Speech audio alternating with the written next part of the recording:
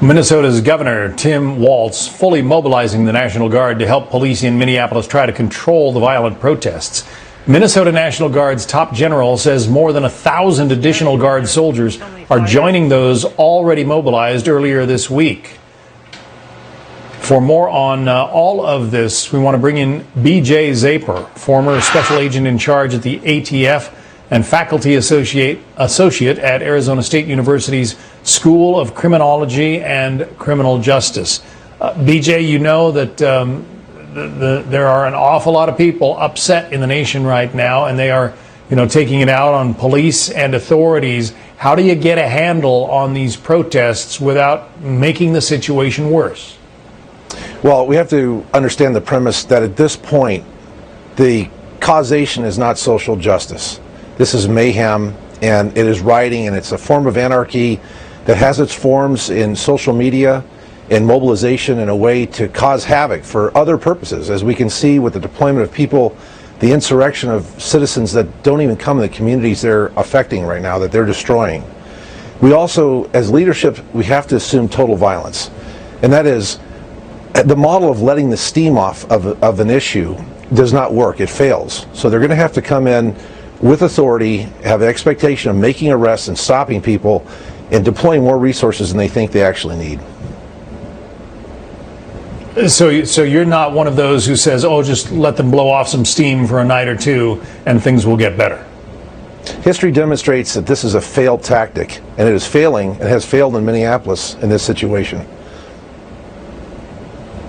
Well, and in cities across the country, I mean, stores are being looted, and you get the impression that that's what these protesters, if you want to give them, that much credit, if that's what they want. They want to be able to, break into a liquor store, break into a shoe store, break into a jeans store, and strip the place bare.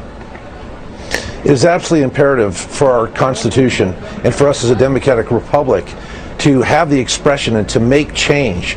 But change does not come at the hand of a brick or a firebomb or a rifle or looting or assaulting people. Change comes from protesting and making political changes and making voices heard and having the expectation of our civic leaders, our civil, municipal, county, state, and federal. And that is not what's happening right now. We have anarchy.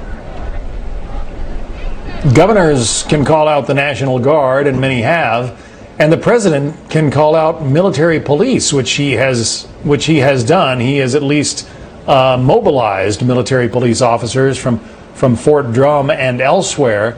It was done in Los Angeles. The same order was used in 1992, and the president is ready to call them in again. Would you advise that he do so?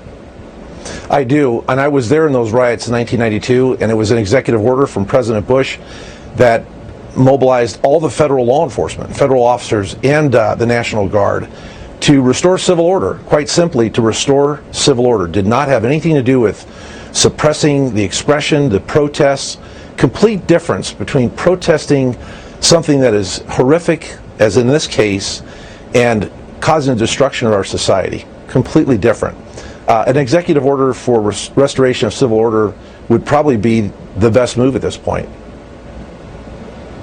Is there frustration tied to the coronavirus that you think is being vented here? I mean, people who have maybe lost jobs or spent too much time sitting at home, is that part of the spark that's fueling all this trouble, or is it something completely unrelated? I think sociologists are going to be studying this for quite some time. It's something we have to pay attention to because there's a change in our national culture here.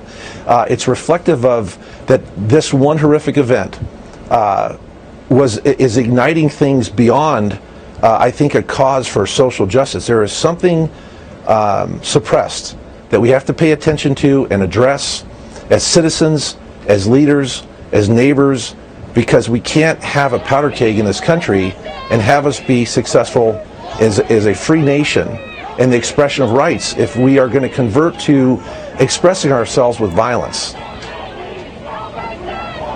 And as you say, it takes only a few of these mob agitators to get one of these violent mobs really fired up. B.J. Zapor, we thank you.